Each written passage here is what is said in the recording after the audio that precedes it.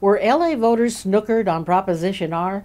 Did they know that by voting to supposedly limit council members to 3 terms, that they were actually extending the terms which were already limited to 2 terms? This represents the worst of Los Angeles. There is so much corruption involved in this, and there's so much misleading information and smoke and mirrors and special interest groups.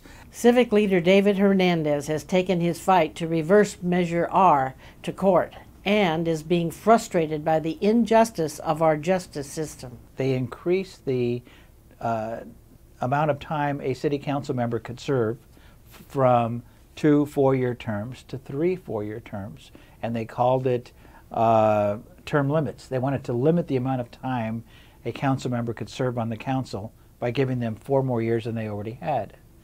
You'll be amazed at how the politicians and the judges have joined forces to stop him. I think that's the bigger picture with Proposition R.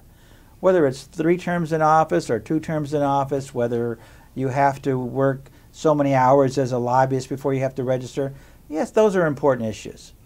But they are superseded by the corruption of the very fabric of the integrity of the system that we have.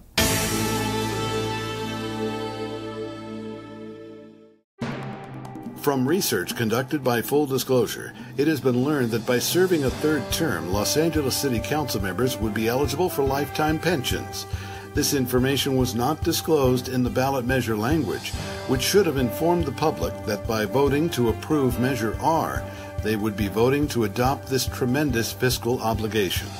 David Hernandez has petitioned the court to set aside Judge David Yaffe's void decision on Proposition R due to his serious conflict of interest and that he has resigned. You can watch the 6-segment interview with Dave Hernandez to be featured on cable channels across the nation on this streaming page, or you can purchase the DVDs. Full Disclosure will continue to bring you the news behind the news.